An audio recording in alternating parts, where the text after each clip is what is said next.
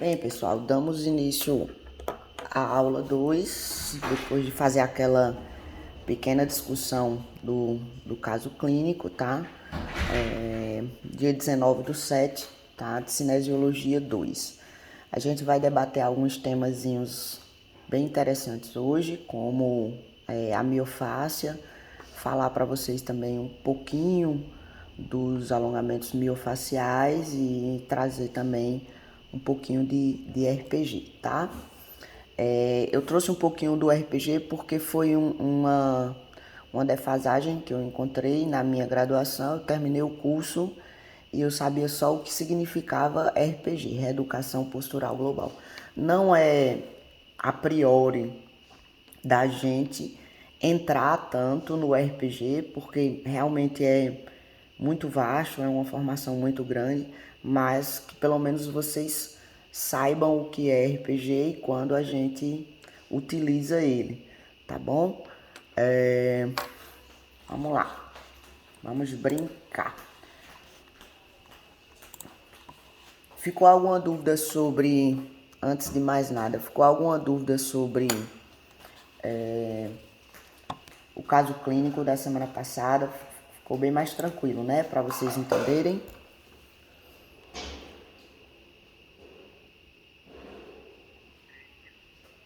Pronto.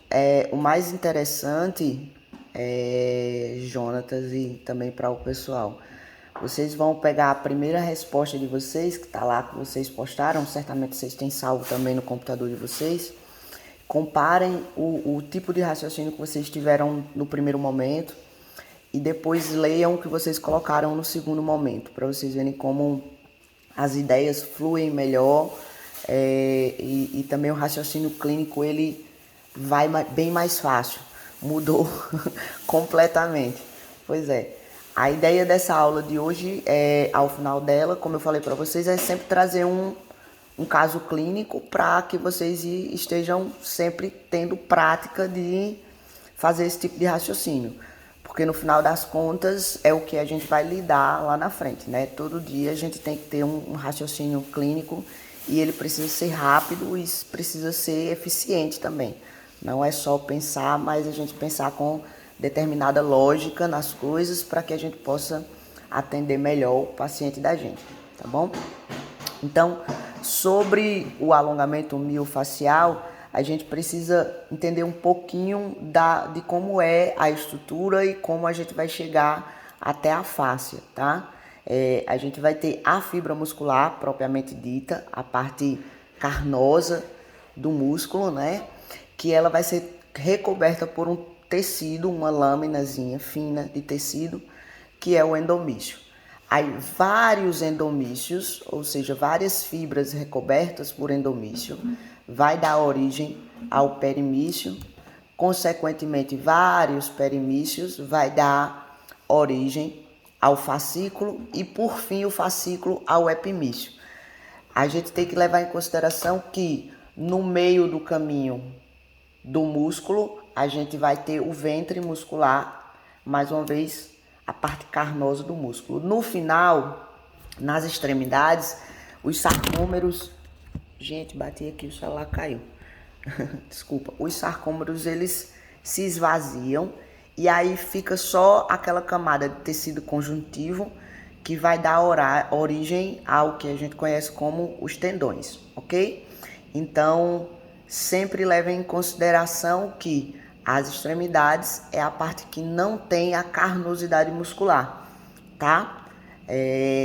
Uma fibra muscular ela solta sem essa cobertura de tecido conjuntivo, ela é praticamente inútil e vocês vão perceber isso ao longo dessa explanação.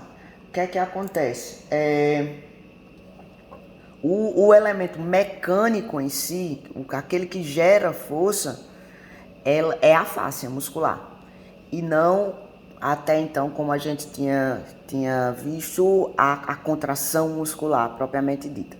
A fáscia, ela é um grande tecido, tá?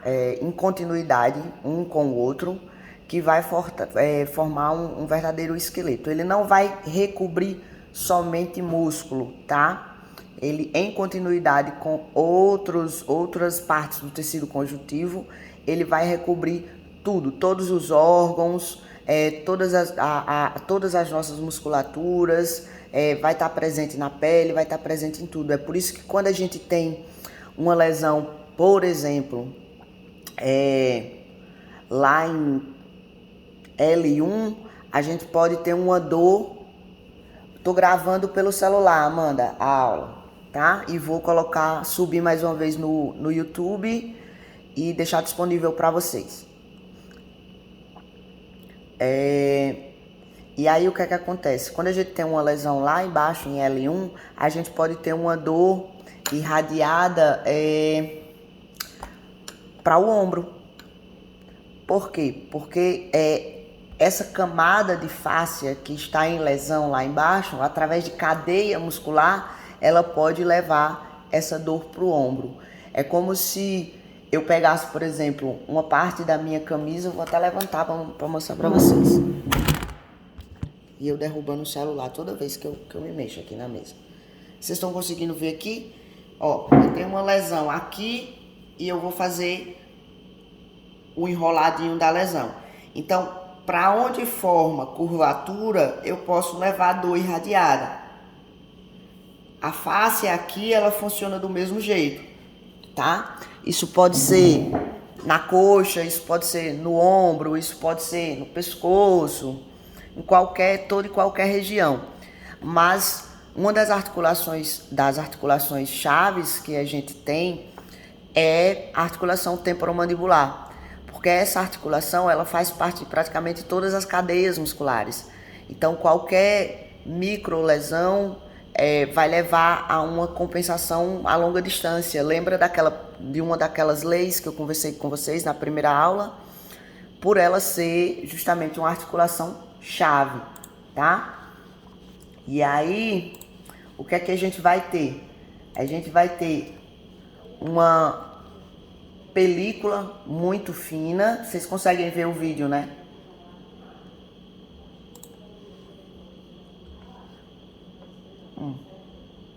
Deu uma travadinha agora. Deixa eu voltar aqui para a tela, que aí dá para ver melhor. Uma película muito fina, tá? Que recobre ali toda a parte muscular, mas não só a parte muscular, como vocês viram, como eu falei para vocês, recobre todo o tecido, tá? Contrátil, ela que exerce força sobre a musculatura, extremamente, uma lâmina, na verdade, né, de tecido conjuntivo.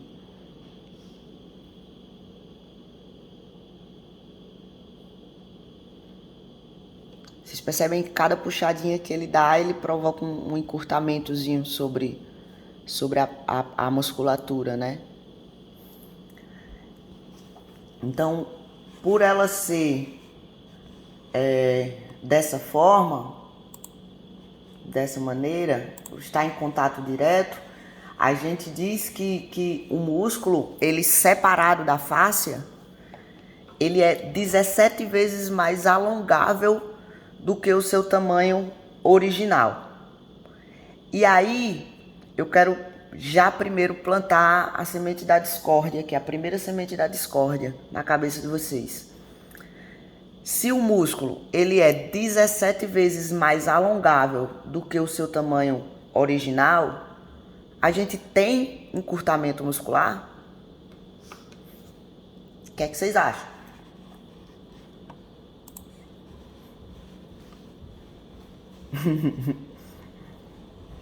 Semente da discórdia, viu, Samir? Aí. Mas é isso, sabe? A gente para de pensar de fato em encurtamento muscular e começa a pensar pegadinha grande, e começa a pensar em encurtamento facial, tá? Mas, professora, quando a gente vai, por exemplo, para academia ou vai fazer algum esporte, o professor de educação física manda a gente alongar. E aí, de fato, o que é que a gente está fazendo? Se não tem um encurtamento muscular. Então, de fato, o que a gente está fazendo é mandando uma informação para o músculo de que se prepare que eu vou lhe usar. Ou relaxa, já te usei. Mas o encurtamento de fato, ele vem da cadeia, da fáscia em si. Porque imagine, por exemplo, um bíceps. Aqui eu tiro a fáscia e abro ele. Ele vai ter 17 vezes o tamanho original dele, sem fáscia, completamente sem fáscia, tá? Dessa maneira, a gente começa a pensar que o músculo ele deveria ser estudado como parte da fáscia e não como a gente vê hoje, como a gente viu até pouco tempo atrás nas outras disciplinas, fisiologia, anatomia, por exemplo. A fáscia como fazendo parte do músculo. Não, o músculo ele compõe a fáscia, se a gente pensar dessa forma. E quem traz essa afirmação, toda essa afirmação pra gente é o Bienfait, num daqueles livros que eu deixei disponíveis para vocês. Não sei se tiveram a oportunidade de ler alguma coisa lá, mas o Bienfait mostra isso, tá? E aí o que é que acontece? Uma das formas mais legais da gente chegar até a fáscia é com o procedimento que se chama pompagem, tá? É uma das metodologias ouro, por assim dizer, tá? Que a gente utiliza para fazer o alongamento facial. Ele faz um tensionamento de forma lenta, regular e progressiva dos segmentos corporais. Então, é como se eu pegasse o tecido, levasse até determinado alongamento, tá? Mantivesse ele ali, pedisse para o paciente respirar e a cada ins e expiração eu vou tracionando mais e menos o paciente. Eu não encurto totalmente para puxar de novo, não. Eu mantenho ele na fase de alongamento e vou fazendo essa tração de acordo com a ins e expiração do meu paciente. Levando em consideração a ins e a ex, a gente deve pensar no seguinte: toda vez que a gente expira, a expiração é um ato voluntário de relaxamento. Então, toda vez que o paciente expira, eu traciono um pouquinho mais. Quando ele inspira, eu encurto um pouco mais. Conseguem mais ou menos entender como é a mecânica da coisa?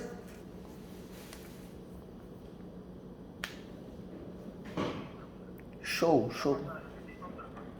Repito sim, Luiz. Nas pompagens, a gente faz um tensionamento bem lento, gradual, regular e progressivo das cadeias. No caso, a gente está pensando na cadeia aqui, na fáscia, tá? A gente não está pensando no alongamento muscular. Leve em consideração o seguinte, por exemplo, eu tenho a musculatura, os intercostais aqui que vão pegar minha cervical, tá? Aí o que é que vai acontecer? Se eu for fazer um alongamento muscular, eu vou baixar aqui, não é isso? Não é assim que faz o alongamento cervical? Show! Isso é permitido porque os músculos eles são como telhas sobre o telhado, né? Então, quando eu baixar a minha cervical, eu vou alongar não só a cervical aqui em cima, mas eu vou alongar toda a cadeia lá de baixo. Se eu for pensar na pompagem, na parte só cervical, o que é que vai acontecer? Eu vou pegar, por exemplo, tá aqui a caneta e aqui a cabeça do meu paciente. Eu vou colocar a minha mão imediatamente sobre o occipital do meu paciente e vou fazer uma tensão sobre o occipital. Toda vez que ele inspirar, eu diminuo um pouco essa tensão, mas eu não volto ao comprimento normal, não. Eu diminuo um pouco. Toda vez que ele expirar, eu vou levar essa tensão um pouco mais adiante, tá? Eu vou repetir mais ou menos essa manobra por umas 5 a 6 ciclos respiratórios do meu paciente. E eu uso a expiração para fazer o alongamento Porque fisiologicamente a expiração ela é um movimento de relaxamento de todo o nosso corpo. Então, quando eu relaxo, obviamente eu tenho um alongamento maior de todo o sistema. Ok, Luiz? Por nada. Aí vamos lá. O que é que a gente vai ter aqui, principalmente no alongamento miofascial?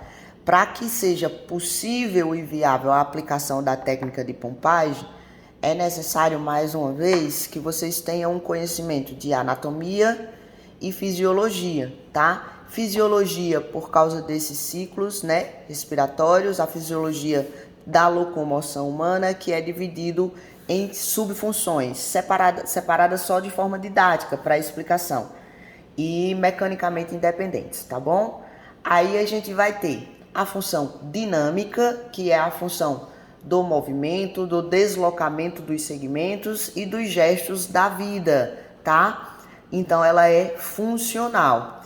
E a função estática, que é a função de fixação dos segmentos em um ponto de apoio para poder movimentar. Basicamente é uma luta contra a gravidade, ok? Aí eu pergunto para vocês, professora, vamos lá, mais uma dúvida que pode estar ocorrendo. Qual a diferença de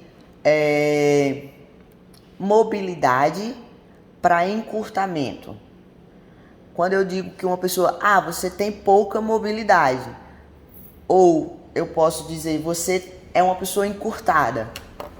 Passou isso pela cabeça de vocês? Não, mas agora que a senhora falou, né? Agora passa. Não é tipo isso? Show. Então tá. Eu digo que uma pessoa ela tem mobilidade reduzida, até pela própria definição ali, ó. A mobilidade é uma questão dinâmica, tá? Ela é do movimento, do deslocamento e dos gestos da vida. Eu digo que uma pessoa tem pouca mobilidade se eu peço para ela fazer um movimento funcional, por exemplo, ficar acocorado e não tira o calcanhar do chão, mas você também não pode cair.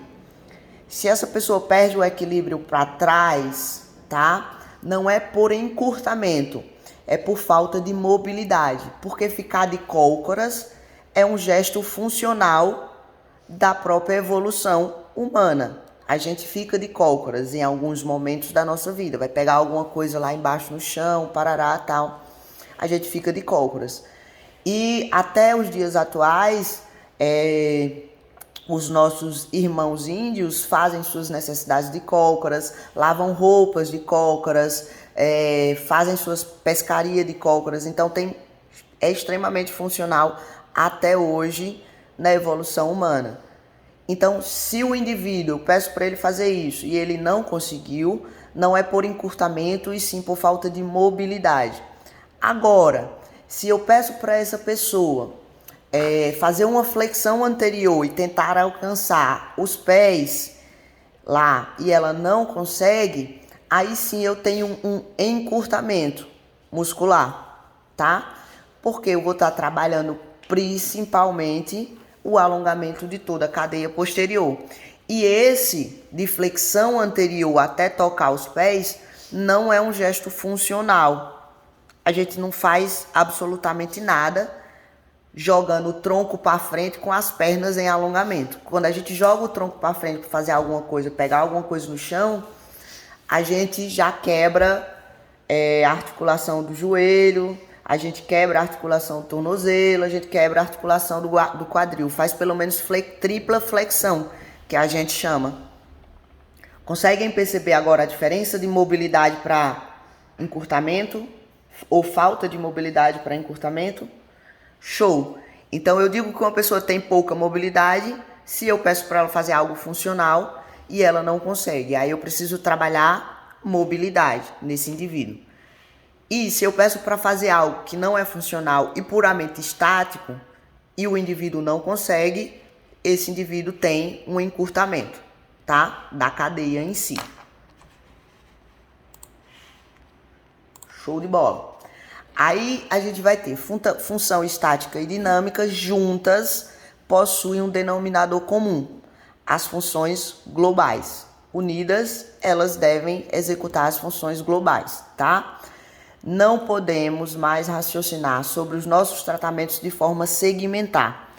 O paciente da gente, ele não é um ombro, o paciente da gente, ele não é um tornozelo, o paciente da gente não é um quadril em disfunção, tá bom? A gente só pode considerar, a partir desse entendimento de fáscia, de globalidade, o ser humano em conjunto, cada segmento como parte de um todo funcional. Então, toda vez que o paciente chegar um paciente no meu consultório e ele disser, olha, doutora, o que está acontecendo é que eu tô com uma lesão aqui no meu ombro e aconteceu essa lesão quando eu fui fazer um movimento de peitoral na academia, fazendo peitoral aqui, anterior, né? Na academia, deitadinho. Aliás, sentado fazendo esse movimento aqui, aquela máquina, eu nem sei o nome dessas máquinas aí de academia. Enfim. E aí eu senti uma dor no meu ombro, mas eu tava com sangue quente na hora, não doeu tanto, continuei treinando e só que depois começou a doer muito, por isso que eu vim aqui procurar a senhora. Então, eu não vou mais olhar esse meu paciente como um ombro que fez uma lesão. Afinal de contas, ele estava executando uma função e uma função que a gente pode dizer que é global. Porque a gente faz alguns movimentos com adução do ombro, levando para a linha média. Então é uma função global. Então eu preciso pensar agora na fáscia, o que aconteceu com a fáscia desse meu paciente, quais foram as estruturas que estavam sobrecarregadas que levaram esse paciente a ter essa lesão sobre o ombro. Vocês conseguem compreender que eu não posso pensar mais só em cabeça do húmero, cápsula, escápula, clavícula. Eu preciso pensar na globalidade do que aconteceu com ele, tá? A globalidade é uma das funções que tem o mesmo elemento anatômico, a fáscia, ou seja, o tecido conjuntivo, tá? E levando em consideração isso, mais uma semente da discórdia. Em fisiologia, lá atrás, quando a gente tem uma lesão, seja em qualquer estrutura do corpo, o que é que se forma no lugar da lesão?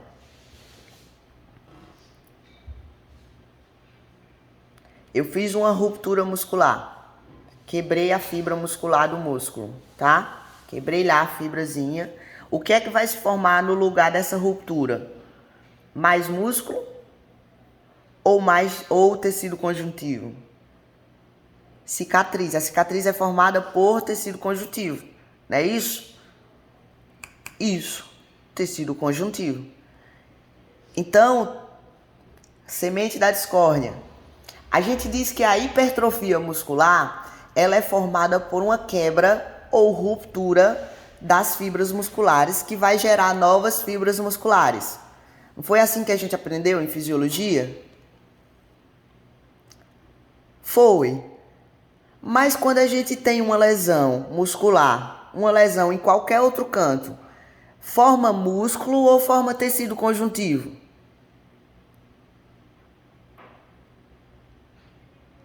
Caramba, meu Deus do céu.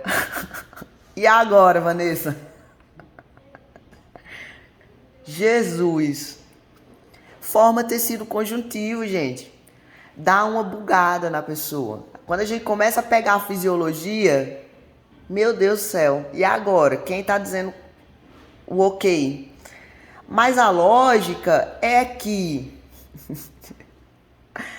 Pois a gente aprendeu lá em fisiologia, quando a gente foi estudar hipertrofia, que quando a gente tem uma quebra da musculatura, forma mais fibras.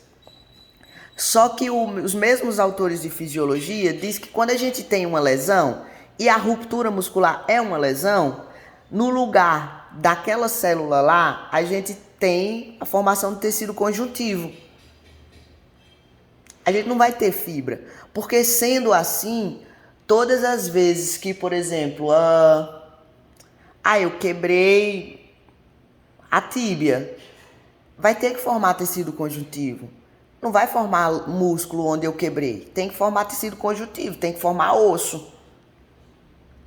Pois é. Entende? Então não vai formar músculo. O músculo não é uma célula tronco. Vai formar tecido conjuntivo. É uma forma do corpo da gente começar a se proteger. Para não haver uma mesma ruptura no mesmo local. Parará, parará. Entende? Então a gente vai ter formação de tecido conjuntivo naquele local. Professora, então como é que a senhora explica a hipertrofia muscular? De uns anos para cá, eu diria que de uns 10 anos para cá, a gente descobriu um tipo de célula no músculo que se chama célula satélite. Vocês já ouviram falar? Show, sim. A célula satélite, quando ela é catucada, aí ela manda informação para gerar mais fibra muscular. Essa teoria, ela é muito mais viável do que quebrou, formou outro músculo. Agora eu tirei o bug da cabeça de vocês. Eu espero que tenham tirado.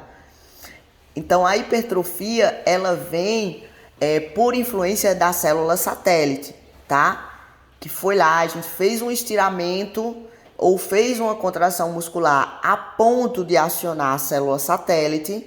A célula satélite mandou uma informação para a geração de mais fibra, porque o indivíduo não vai ser capaz de executar a função que ele está querendo com a fibra muscular que tem ali.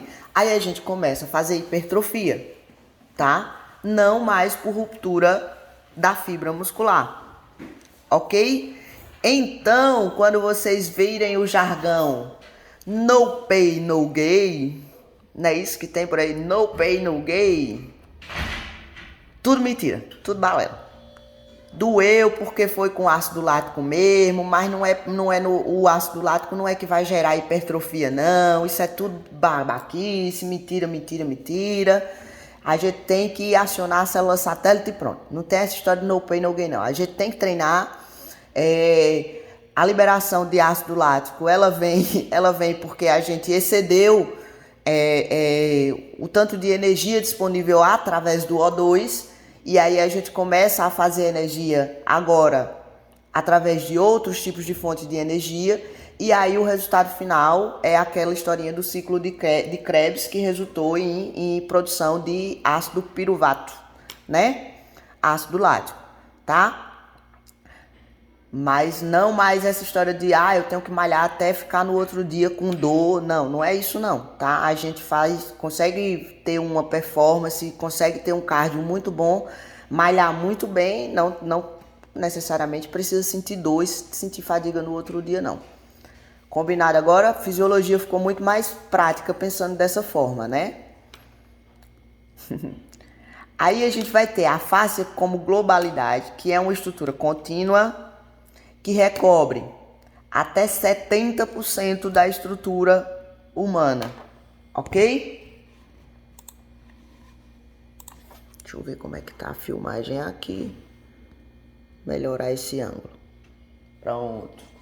O músculo, ele não deve ser visto como uma entidade funcional, então, e sim como parte constituinte de todo um tecido conjuntivo funcional e indissociável. Lembra que eu comentei para vocês? Se a gente tirar o músculo e remover a fáscia, acabou. Mas, juntando tudo, que é indissociável, a gente não consegue separar, ele vai ser extremamente funcional, tá bom? A fáscia, ela é ainda um elemento elástico que transmite, coordena e distribui tensão para todo o esqueleto, principalmente por ela ter essa característica de ser contínua, ok? Então levem em consideração mais um videozinho aí para vocês verem. Ó, a pompagem é do elevador da escápula. É aquela explicação que eu mostrei, Luiz, ó.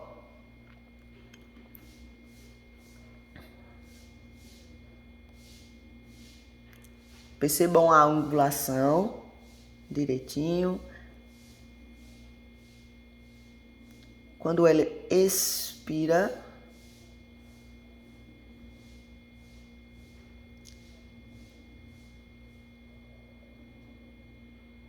é um movimento bem pequeno.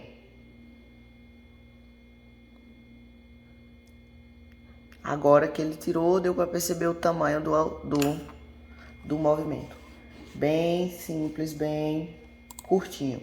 Então, toda vez que a paciente expira, eu faço uma pequena tração sobre a fáscia.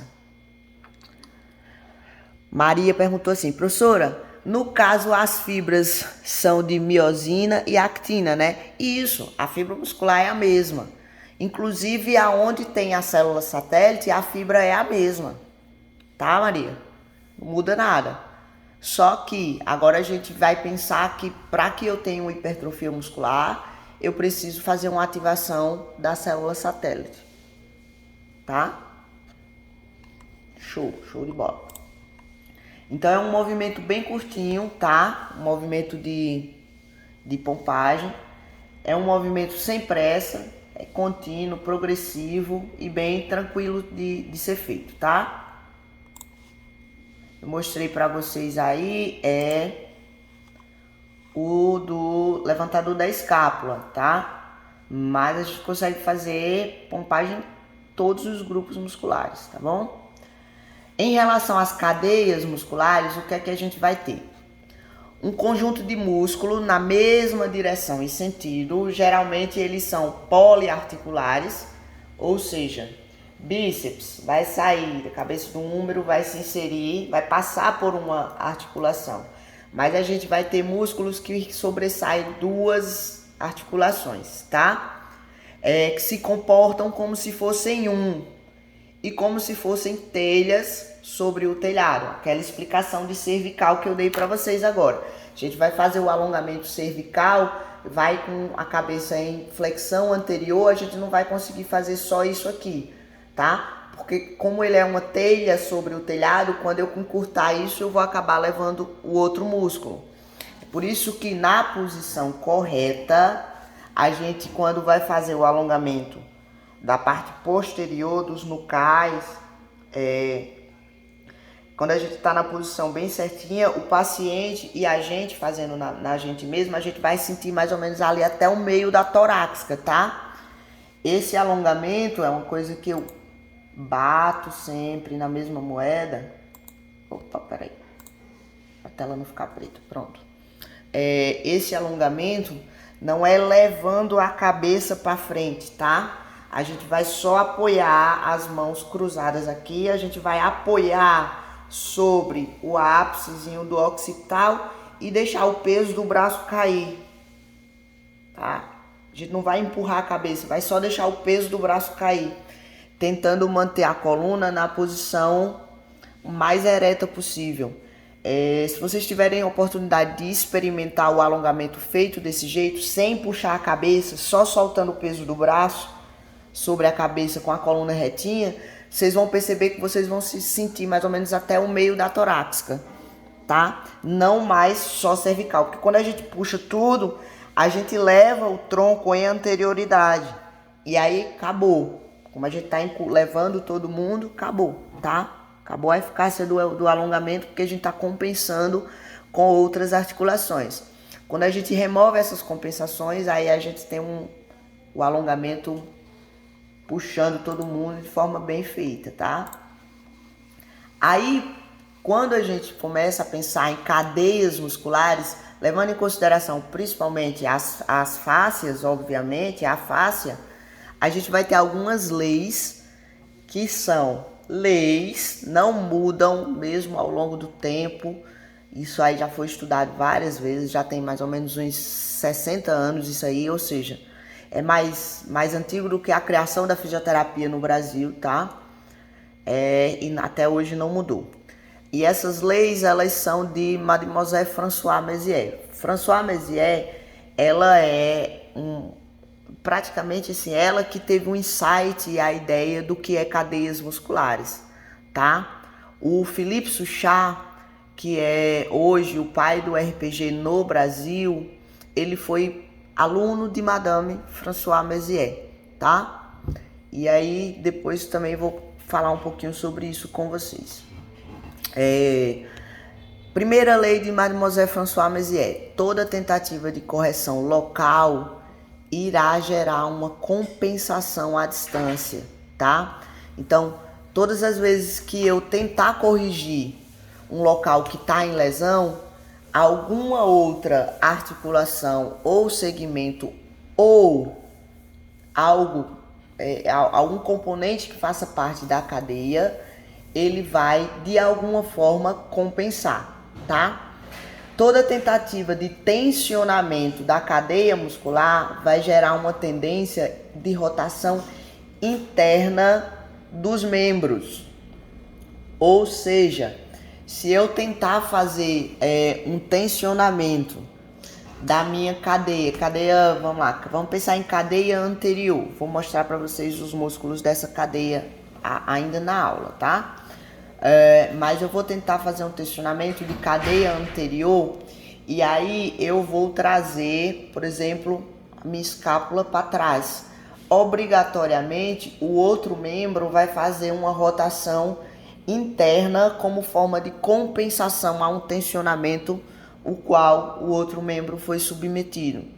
Do mesmo jeito, se eu tentar fazer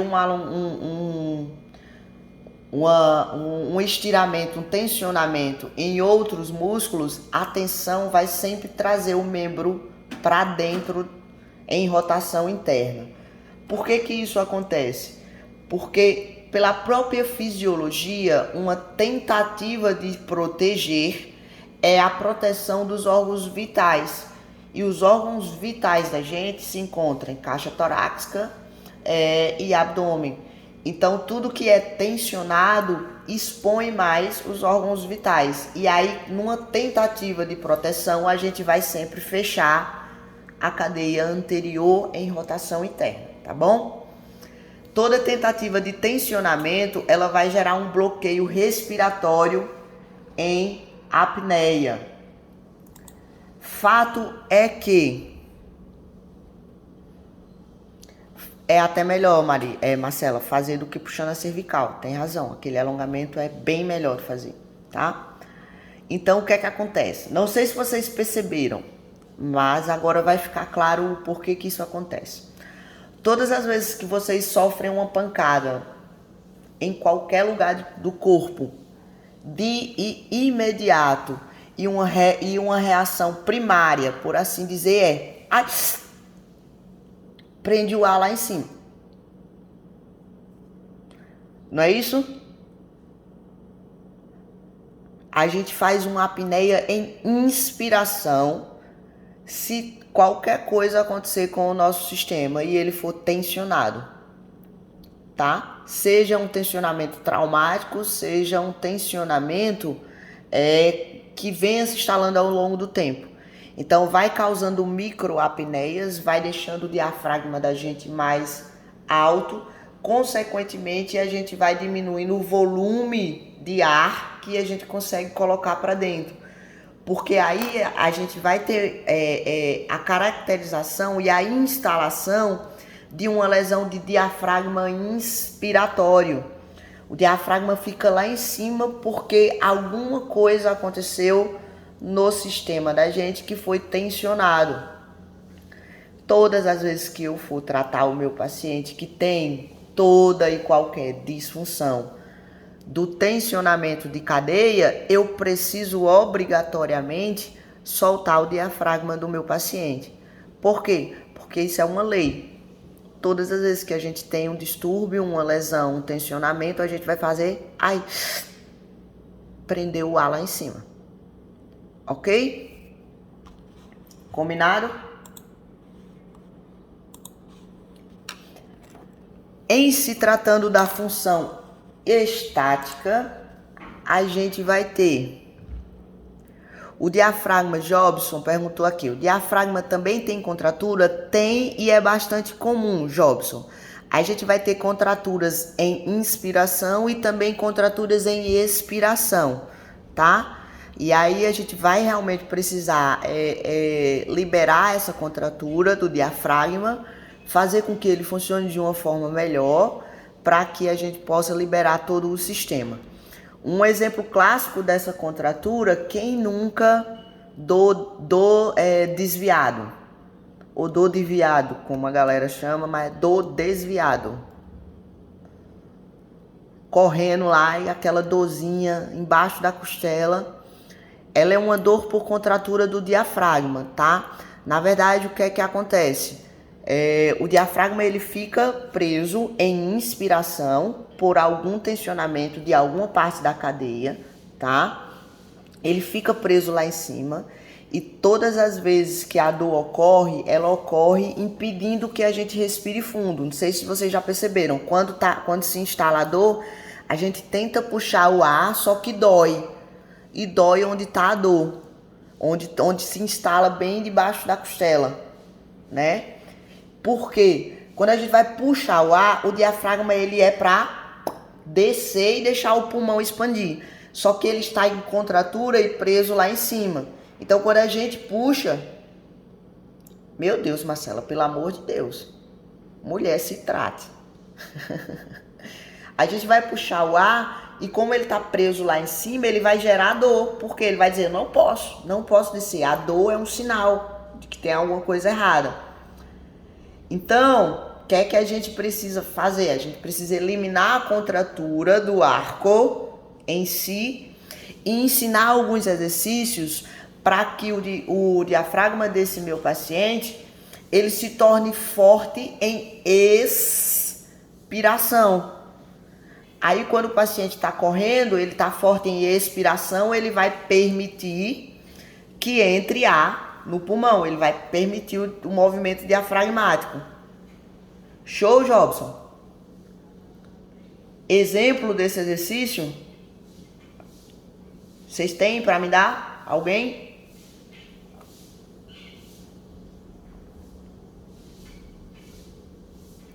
Oi, Sami, pode falar.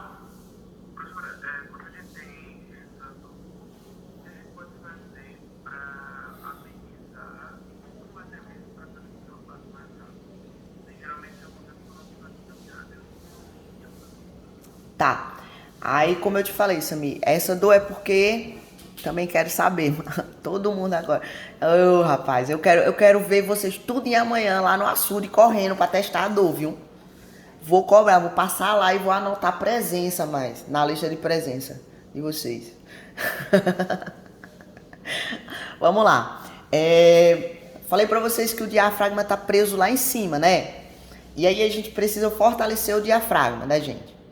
Aí tem um exercício simples que a gente vai forçar o diafragma da gente a funcionar. Exemplo desse exercício. Você começa a fazer a atividade física forçando a expiração. Quando eu forço a eu vou forçar que o diafragma suba o máximo possível, o máximo possível. E aí quando eu puxo o ar, ele é obrigado a descer o mais rápido possível. Então eu tô causando um efeito tipo paninho de prato, né? Ele tá folgadinho, quando eu puxo o ar, pá, esticou. Folgadinho, quando eu puxo o ar, pá, esticou de novo. Então eu vou começar a fortalecer. Na verdade, eu tô malhando o meu diafragma. O exercício é simples. Você já começa a fazer o exercício, puxa o ar e quando for soltar, precisa fazer zoada soltando o ar. Panelinha de pressão. Depois, ó, você é obrigado a puxar o ar mais forte. Aí de novo, ó.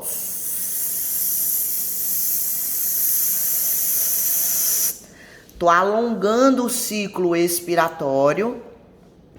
Isso mesmo. Eu tô alongando o ciclo expiratório, forçando o diafragma que suba o máximo possível. Tem como correr assim? No começo da corrida tem. E depois, a cada 3 ciclos, você dá um desse, Jonatas.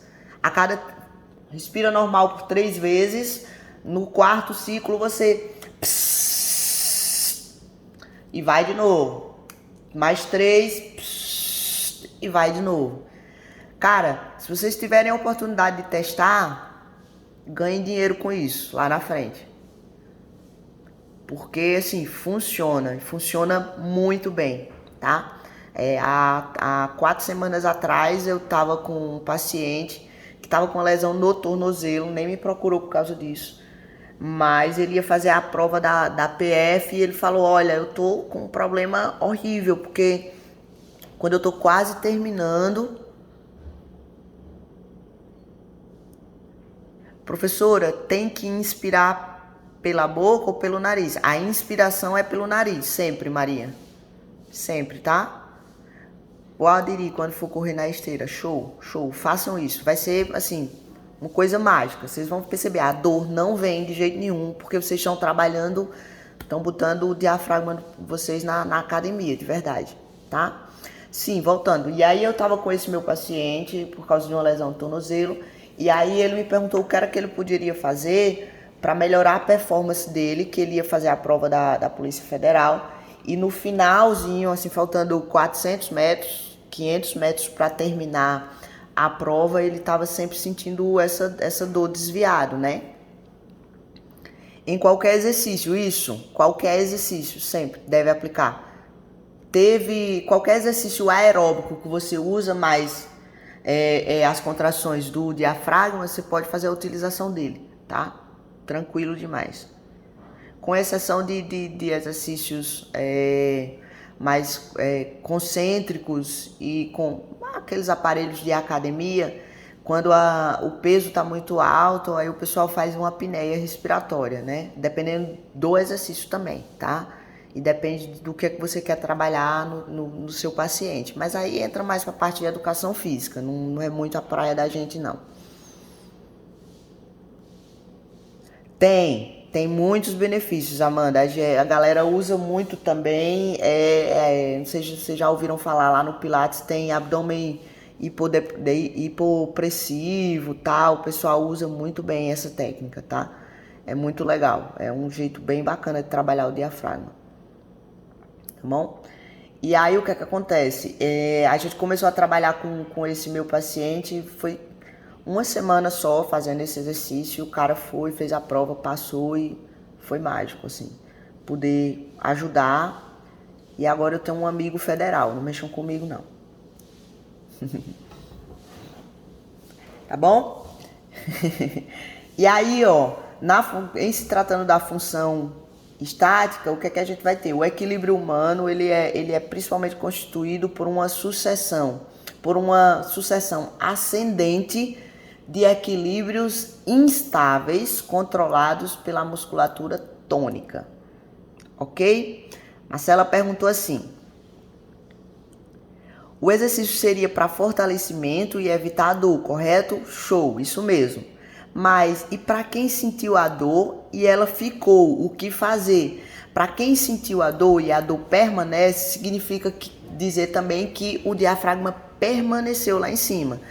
Aí realmente você tem que procurar um profissional para fazer a liberação da cadeia do diafragma, tá, Marcela?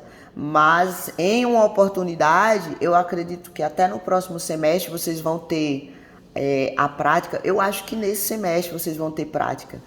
Se for comigo, eu vou ensinar para vocês como fazer a liberação do diafragma, tá? E no próximo semestre também, se for comigo, a prática, a gente está ainda tentando ver com a universidade por causa da liberação que a gente precisa ter para as aulas práticas, a liberação por causa da pandemia mesmo, tá? Mas aí eu acredito, até então eu acredito que na outra semana essas práticas vão estar liberadas. Eu espero que esteja, estou rezando também, tomara que seja. Estou ansiosa para tocar, ensinar vocês a tocar, tá? Vai ser muito legal, muito legal. Então faz a liberação, Marcela, do diafragma, não tem muito o que ser feito não.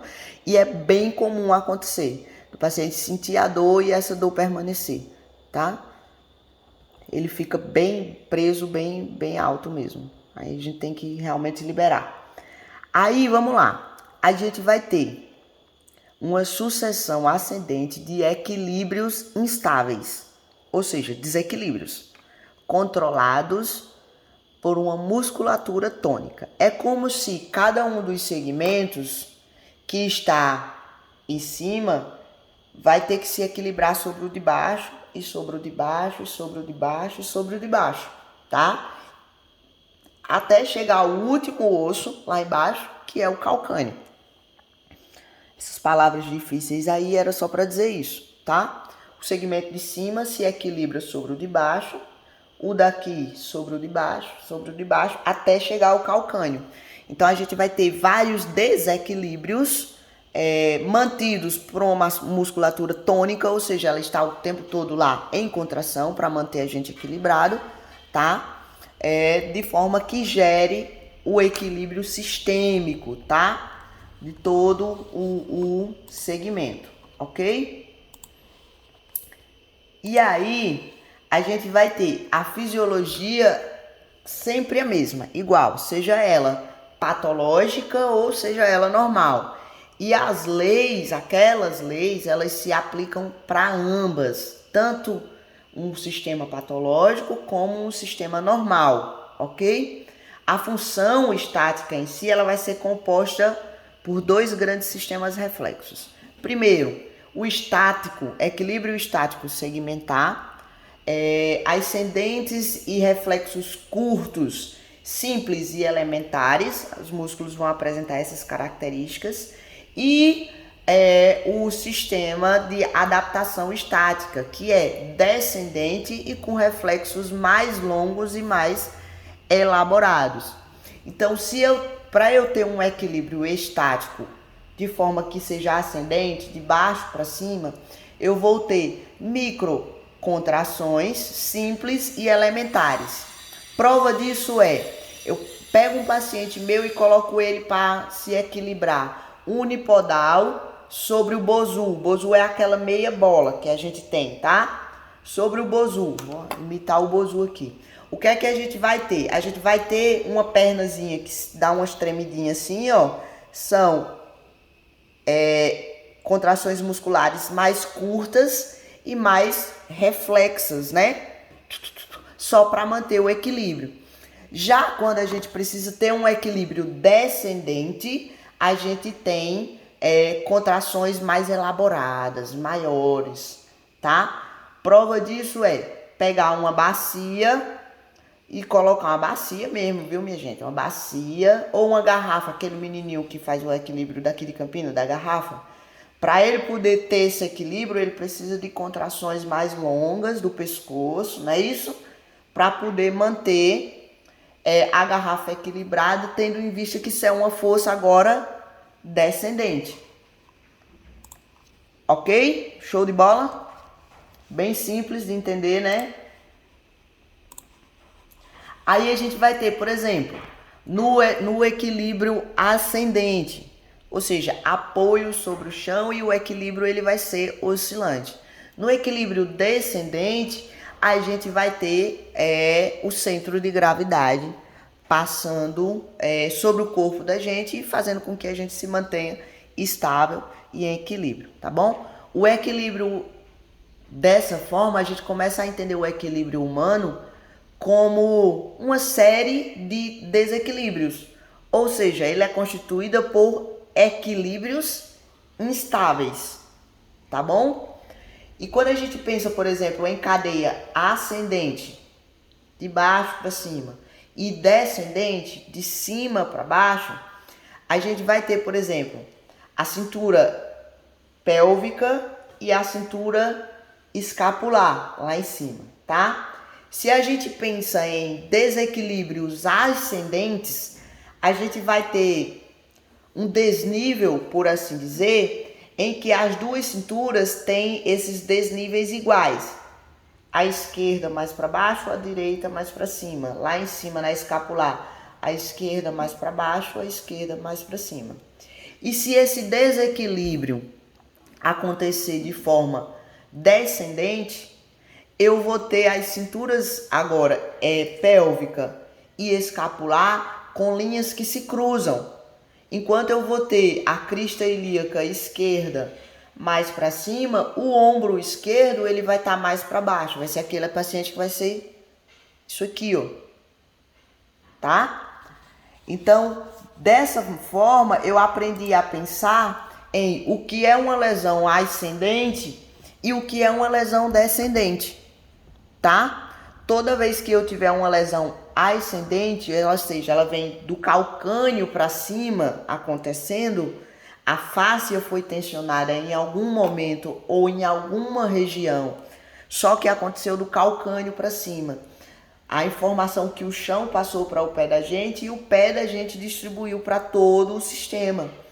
Se ela for ascendente, a minha cintura pélvica e minha cintura escapular, ela vai estar desequilibrada, mas em linhas contínuas, nisso aqui. Já se a minha lesão for uma lesão descendente, de cima para baixo, muito provavelmente da ATM para baixo, o que é que eu vou ter? Cinturas pélvica e escapulares agora desniveladas.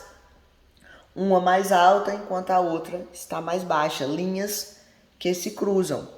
Então, toda vez que vocês escutarem daqui para frente falar em é uma lesão ascendente, é uma lesão descendente, é principalmente por causa desse comportamento dessas duas cinturas, pélvica e escapulares. E aí isso dita também como a gente vai começar a tratar o paciente. Já que a gente tem que pensar, por exemplo, uma lesão de ombro. Professor, o paciente teve uma lesão do ombro e aí a senhora me falou que a gente não deve mais pensar só no ombro do paciente. Ok, como que está a cintura desse paciente? A cintura desse paciente está desnivelada.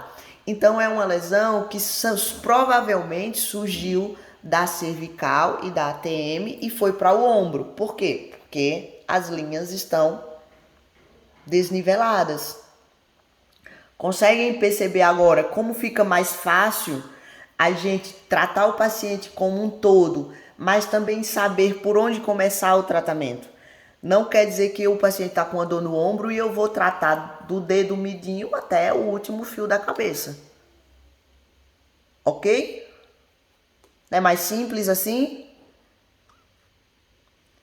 Professora, e se esse paciente que tem a lesão no ombro e as cinturas escapulares deles estão niveladas, o que é que significa? Aí significa que você vai ter que tratar ele do tornozelo até chegar no ombro, porque é ascendente. De repente não tá no tornozelo, a lesão dele pode estar ali no quadril, na lombar, como eu falei para vocês, mas vocês têm que sair avaliando do tornozelo até chegar no ombro, para saber por onde começa o tratamento do cara. Entra pra gente a responsabilidade e função, que é nossa função primária, tratar a causa do problema e não o problema. A gente, todo o tratamento da gente, o primeiro objetivo básico é eliminar a dor, tá? Mas eliminar a dor, qualquer Dorflex faz. A gente tem que eliminar a causa e o que está gerando a dor. Show? Combinado? Então, mais prático pensar em cadeia do que pensar em como que eu faço. E agora lascou, né? Como é que eu vou tratar o paciente? Já sabem como tratar o paciente. Aí a gente vai ter a função estática. Na função estática, duas cadeias. Primeira cadeia é anterior e cadeia posterior, tá? Não apareceu aqui a outra figurinha, mas posto para vocês depois, antes de colocar a aula, tá? Cadeia posterior, principalmente, vai pegar, ó, ela até na regra lá, ele diz que os músculos posteriores, eles são maiores e poliarticulares, né? Então a gente vai pegar, ó, desde a ATM lá, vocês estão vendo lá em cima, né, no bonequinho de costa, até o calcânio. Tá bom? Eles são responsáveis principalmente pelo equilíbrio da gente, tá? é função estática. Cadeia anterior e cadeia posterior possuem a função estática. Dessa maneira, para que o corpo ele esteja em condições de equilíbrio, ok? Todo desequilíbrio, seja ele segmentar ou articular, ele deve ser compensado no mesmo plano por um desequilíbrio igual, mas no sentido oposto. Vamos lá, explica pra gente isso, professora. Toda vez que eu tô numa posição parada aqui, tô em equilíbrio, posição de namastê, tiro onda com minhas amigas da yoga. Posição de namastê, paradinho aí. Se eu tenho um desequilíbrio anterior, o meu corpo, obrigatoriamente, por se tratar da estática, vai ter que fornecer um desequilíbrio na mesma proporção, só que agora no sentido oposto, que é para trás. E aí eu vou mantendo o meu equilíbrio, tá? Vocês testam muito bem essa função estática se vocês ficarem somente de pé, ou seja, de pé parado e fecharem os olhos, tá? De pé paradinho com os olhos fechados, a gente vai ter vários desequilíbrios compensados num desequilíbrio da mesma proporção para o sentido oposto. Quando a gente fica em pé, a gente vai oscilar e o que vai manter a gente de pé em equilíbrio é um desequilíbrio no sentido oposto. Fechou? Todo mundo entendeu isso aí?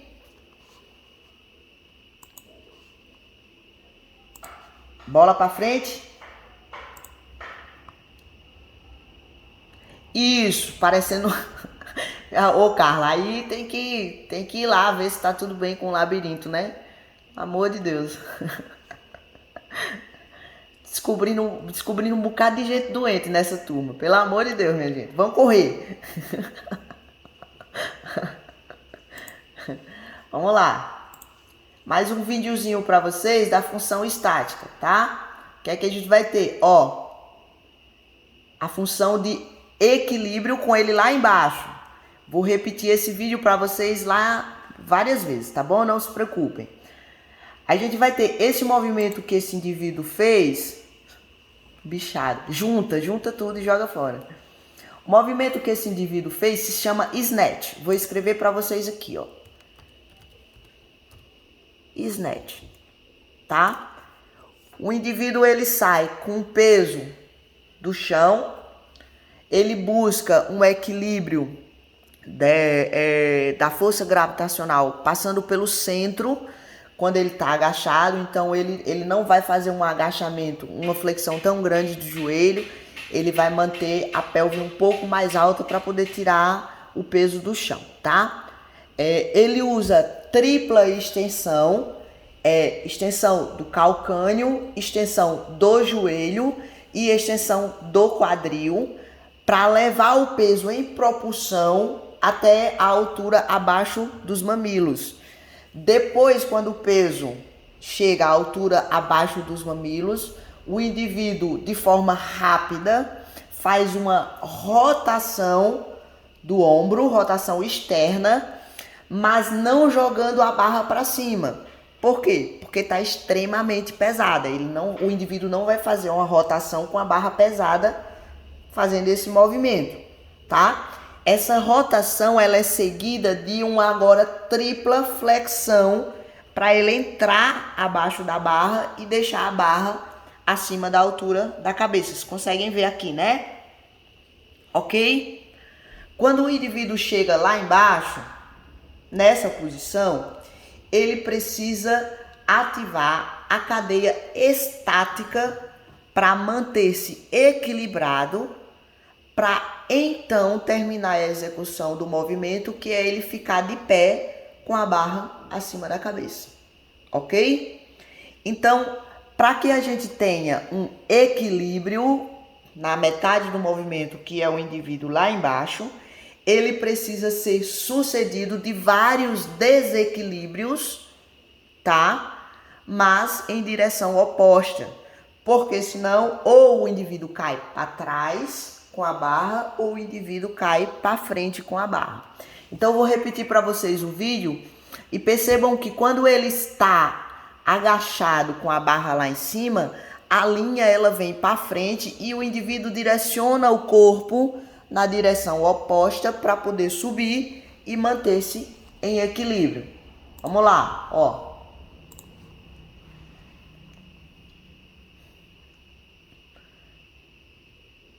Ó. A linha horizontal, ela oscila para que o indivíduo possa subir. Foi percebido isso no vídeo? Mais uma vez, vamos lá. Vou dar um pause bem na hora. Ó, aqui, ó. O pessoal, ele tá agora em tripla flexão, flexão do tornozelo, flexão do joelho e flexão do quadril. E aí ele tem um desequilíbrio, provavelmente, para a posterioridade, que ele precisa jogar o corpo em direção oposta para que a barra suba mais uma vez, percorrendo a mesma linha que ele usou para que ela fosse impulsionada para cima no primeiro momento. Deu bom na cabeça de todo mundo aí? Todo mundo entendeu?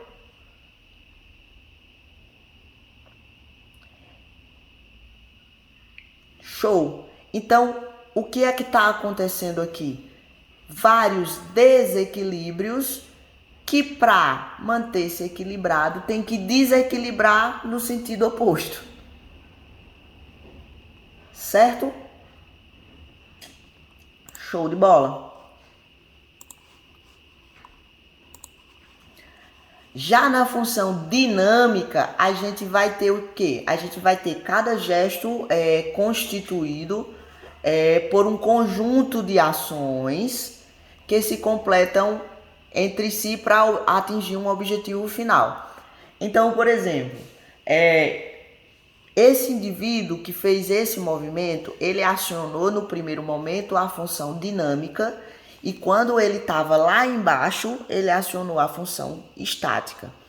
Só que as duas, elas agem ao mesmo tempo, principalmente para fazer atividades que sejam funcionais, mirando em um objetivo. A gente pode resumir dois grandes gestos ou funções. Por exemplo, a primeira, a função de deambulação, extremamente funcional. E a segunda, de preensão.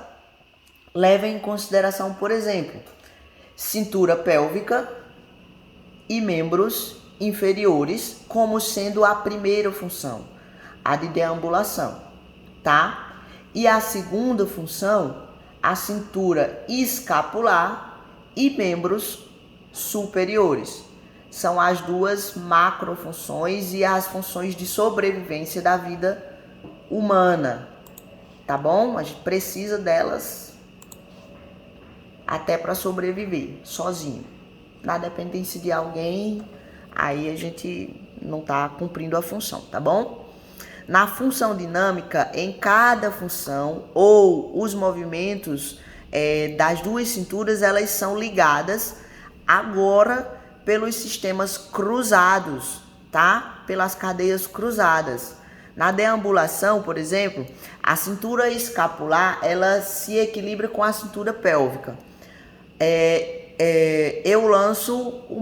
Ela lança o membro inferior. O que a gente tem aqui quando a gente vai com a perna direita para frente, o ombro esquerdo está atrás, já para impulsionar a perna esquerda. Então a gente vai ter, as cinturas lançando a cintura escapular, lançando a cintura pélvica. Façam um movimento como se vocês estivessem andando. É um movimento de cadeias, tá? Em que a pelve vai ser direcionada no mesmo sentido da cintura escapular homolateral e no sentido oposto da cintura escapular contralateral. Show?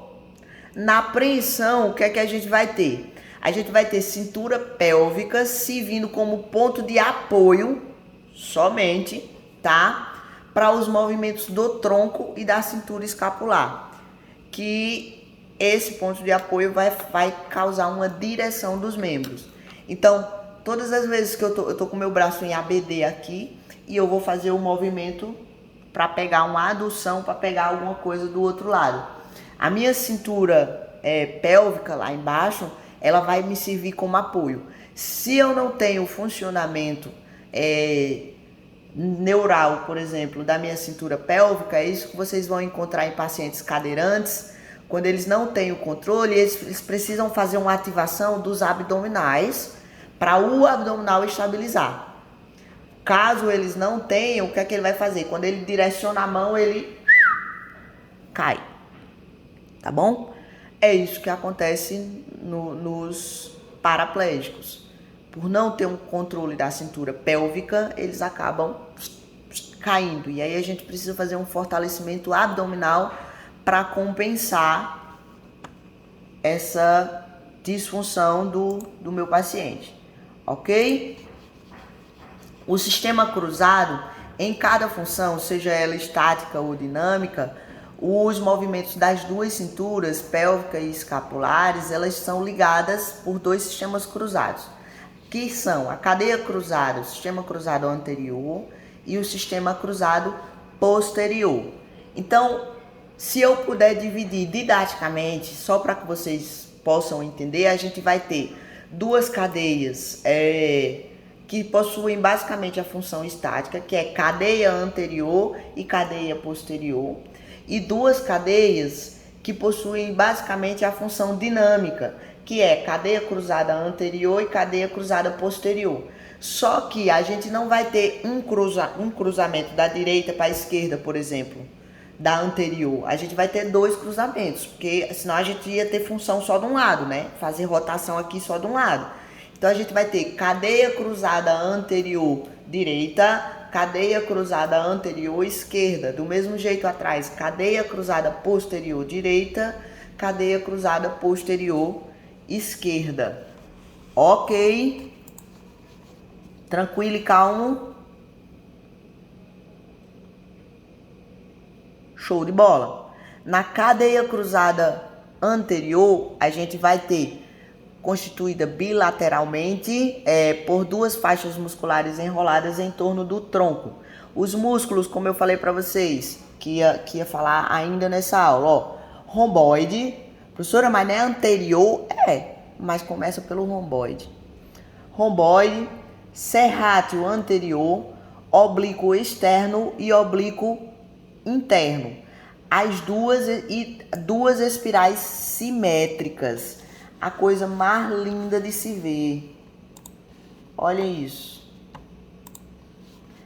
Romboides sobre a coluna dorsal. Ele sai sobre a coluna dorsal alta e se junta ao serrátil, que é a segunda figura aqui, ó. Tá? Anterior do dorso e espinhal da escápula. O serrátil engrena seus feixes inferiores com os superiores, formando e chegando até o oblíquo externo. Aí a aponeurose do oblíquo interno cruza a linha alba e vai passando por trás do reto abdominal, transformando na aponeurose do oblíquo interno oposto. Então a gente vai ter toda a cadeia anterior de um lado entrando em contato com a cadeia anterior do outro. E é por isso que às vezes a gente usa terapias que se chamam terapia espelho. Já ouviram falar? Porque a gente acaba de alguma forma estimulando através da cadeia o outro membro a alguma forma ter um funcionamento. Terapia espelho, Jonatas, a gente usa literalmente um espelho à frente do paciente, quando, por exemplo, eu não tenho o movimento da minha mão esquerda, tá? Por algum comprometimento patológico, seja lá ele qual for. Aí eu vou colocar um espelho aqui e vou pedir para o paciente posicionar a minha mão de lado desse espelho aqui, tá? E aí eu vou pedir a ele para fazer, olha, fecha a mão para mim e vai olhando pro teu espelho e vai tentando fazer a mão, a mesma coisa com a tua mão esquerda que tá do outro lado do espelho. Aí ele vai aqui, ó, fazer isso olhando para o espelho. De alguma maneira eu tô estimulando a forma neural dele a fazer o mesmo movimento com a mão que tá do outro lado. Ok? Usa-se também terapia espelho em pacientes amputados com dor fantasma, tá? E aí funciona também porque a gente acaba estimulando o outro membro através desse sistema de cadeia, ok? Show de bola. Na função dinâmica, o sistema cruzado anterior, ela tem, os 4 músculos são sinergéticos, tá? Então a gente vai ter na rotação da parte superior, por exemplo, a rotação cefálica, que leva a uma rotação do romboide oposto, e tal tensão é transmitida aos outros 4 músculos por causa da cadeia da coordenação motora descendente. Então, eu rodei a minha música aqui, a minha cabeça para o lado direito. O meu romboide esquerdo vai fazer uma rotação oposta, que vai levar a um tensionamento de toda a cadeia para que eu possa manter a estática. Então, o dinâmico ativa o estático nesse caso, tá bom? A cintura escapular e o tórax, elas são levadas em rotação, mas também em lateroflexão e enrolamento. Então, ó, rodei para o lado direito, eu vou levar para a lateral, mais flexão, mais enrolamento. Olhem para a câmera aqui e façam em casa também, porque senão não aprende, galera. Se você não fizer um movimento, não aprende, tá bom? A gente vai ter rotação para o lado direito, mas látero, flexão e enrolamento. Ficar de pé, vou mostrar para vocês aqui, ó. A gente vai ter cabeça para esse lado, mais látero, flexão e enrolamento. Ó, cabeça, quando ele olha para o lado direito, todo mundo faz assim, ó. É um movimento que é com a cabeça, mas é com todo o tronco, ó. A gente nunca faz, olha para o lado direito, o indivíduo faz só isso aqui com a cabeça. Não, ele leva todo o conjunto. Não é assim que acontece, todo mundo fez. Então, obrigatoriamente, a gente vai ter lateroflexão e enrolamento. Isso na cadeia cruzada anterior, tá bom? Dessa forma, o movimento do sistema cruzado anterior, ele é uma lateroflexão e enrolamento do tronco que se aproxima do ombro e quadril oposto. Aí pensem, ok, fechou, combinado, entendi, professora. Para todo yin existe um yang, para todo yang existe um yin.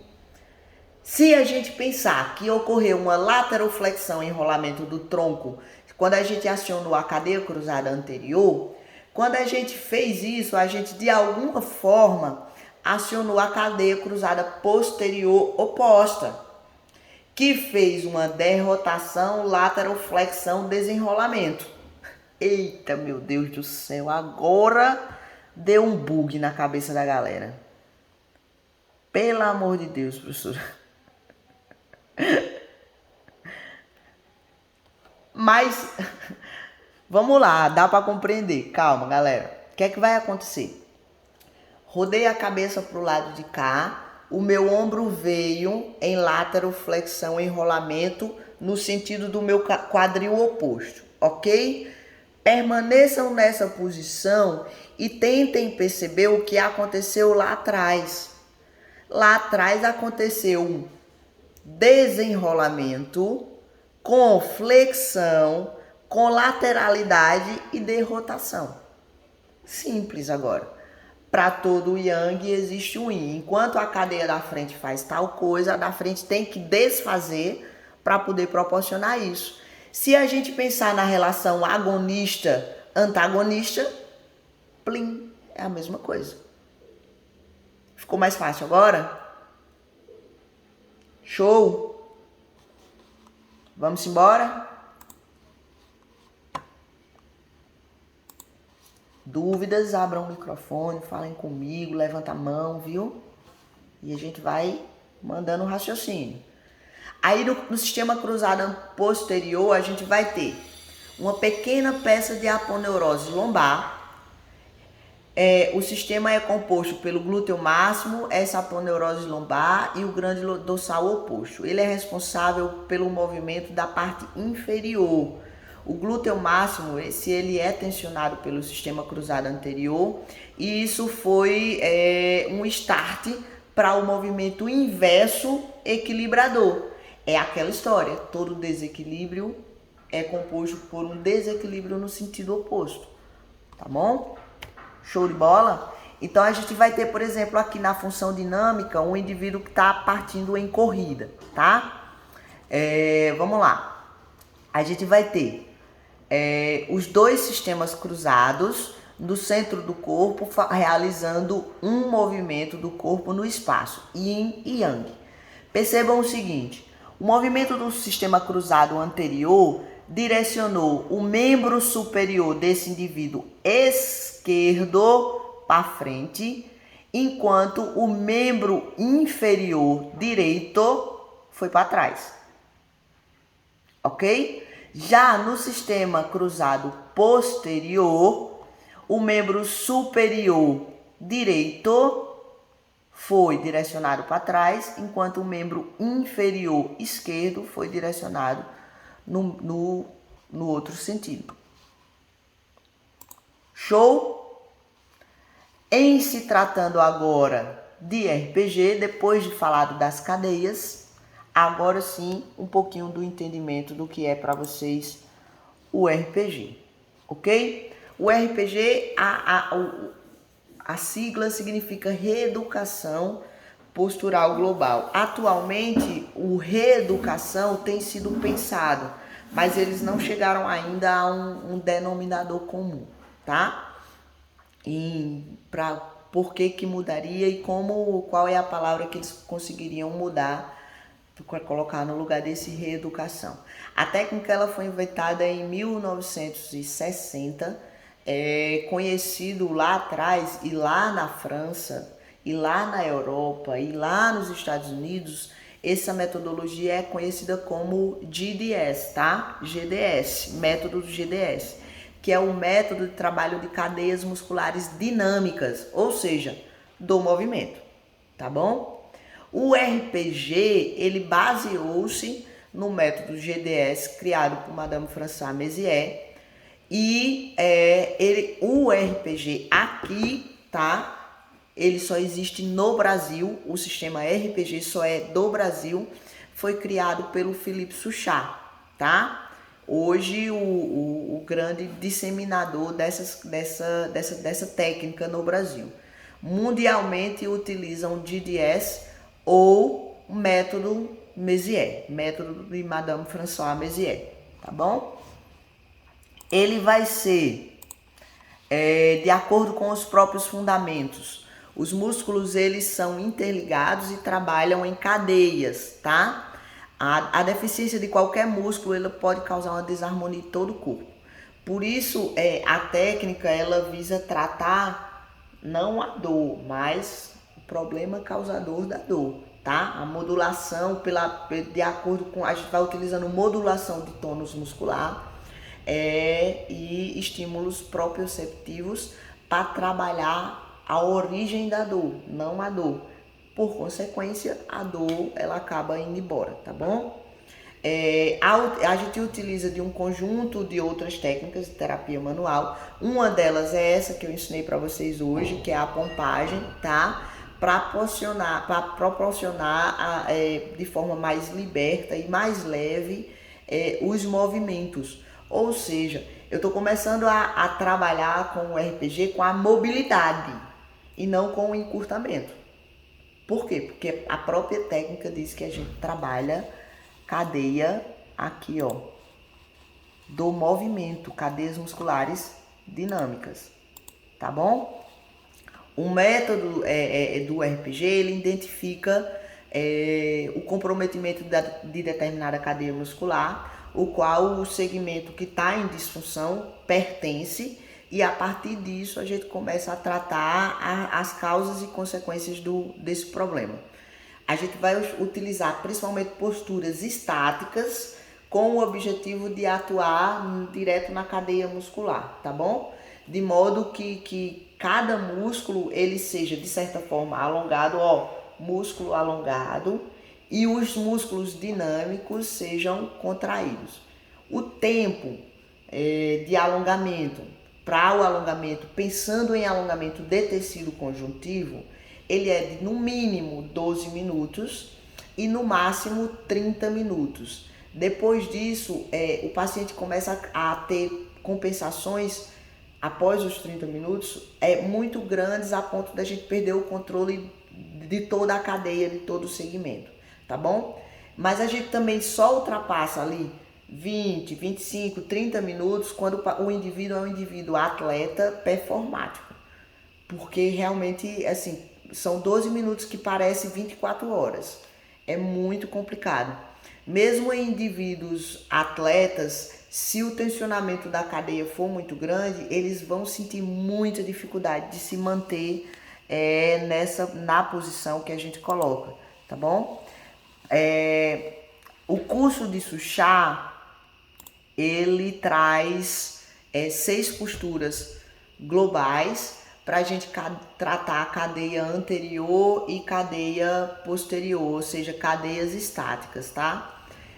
No entanto, o método GDS, o método de François Mézières em si, ele traz, além dessas cadeias para trabalhar a cadeia, além dessas posturas para trabalhar a cadeia estática, traz outras 2 posturas para a gente trabalhar cadeias dinâmicas, as cadeias cruzadas, tá? Principalmente cadeia cruzada posterior.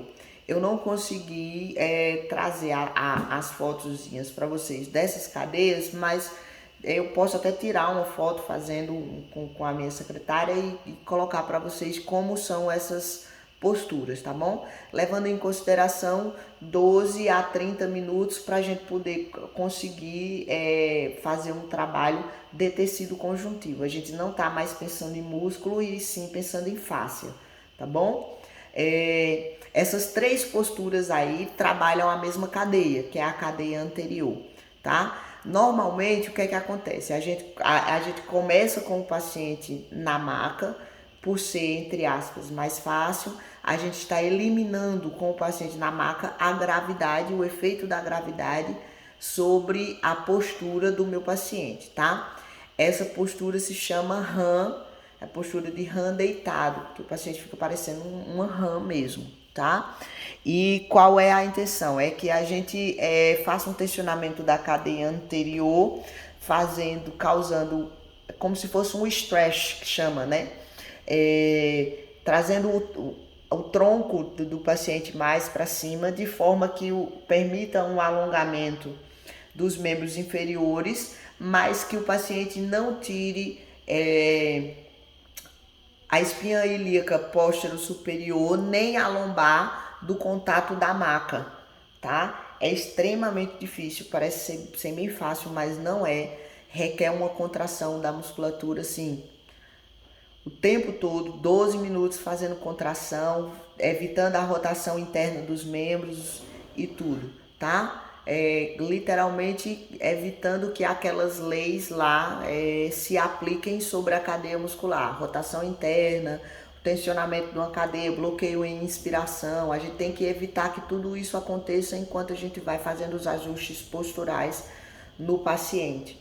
Quando a gente começa a tratar a cadeia, o paciente ele começa a sentir uma dormência, um formigamento, parará. Por quê? Porque a face ela recobre todos os órgãos, todos os músculos, tudo. Então a gente pode ter um tensionamento da cadeia neural também desse meu paciente, tá? E aí a gente evolui para essa mesma postura, o paciente escorado na parede, e depois a gente tira o contato da parede, a terceira evolução, tá? E o paciente vai fazer essa mesma postura agora de pé, progressivamente com cada evolução, tá? Isso demora um tempo, a gente não faz na mesma consulta essa evolução não. E eu diria que até chegar o paciente fazer de pé, demoraria ali umas 6, 7 consultas para o paciente poder evoluir para essa postura de pé, tá?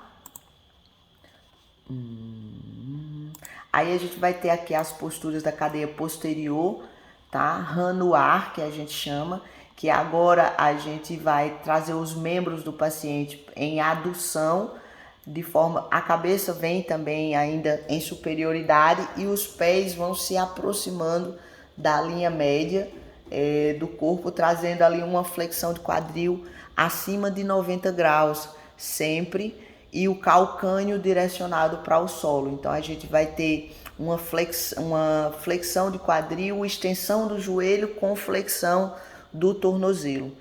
A evolução, na primeira postura, o paciente está com gravidade zero sobre a coluna. Na segunda, o paciente vai estar com gravidade zero sobre os membros inferiores agora.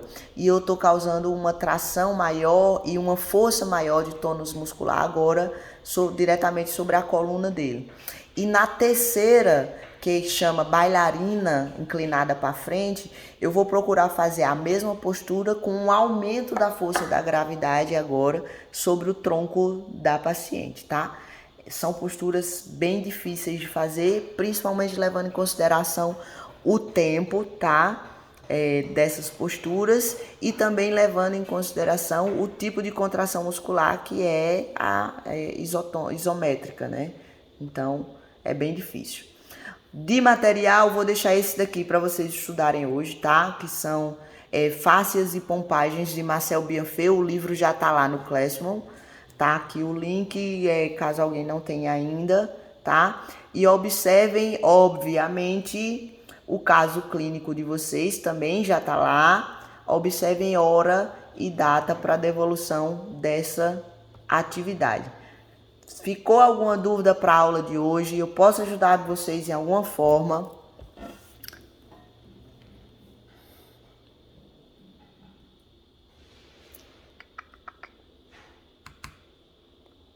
Por enquanto tá tranquilo. Carla, pode falar, estou à disposição.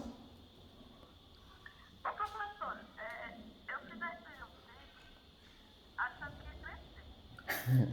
Porque eu precisava não, eu preciso de 4 centímetros para poder fazer a prova da Mari. Aí, mas eu só, pelos movimentos que a senhora está fazendo, mostrou aí, eu só fiz esse deitado. Só fez o deitado, né? A gente tem outras posturas que podem ser aplicadas, tá, Carla? Só que eu tenho uma notícia triste para te dar. Já te deram? Eu conto ou vocês contam? Eu conto ou vocês contam? Pra Carla. Eu fiz um bocado de tempo, várias sessões, O que é que a gente vai ter, Carla, dentro do RPG? Digo isso porque as pessoas me usam para isso também, já que eu tenho essa formação. Após a consulta de RPG, o indivíduo consegue sim ter um ganho de altura de 2 centímetros, tá?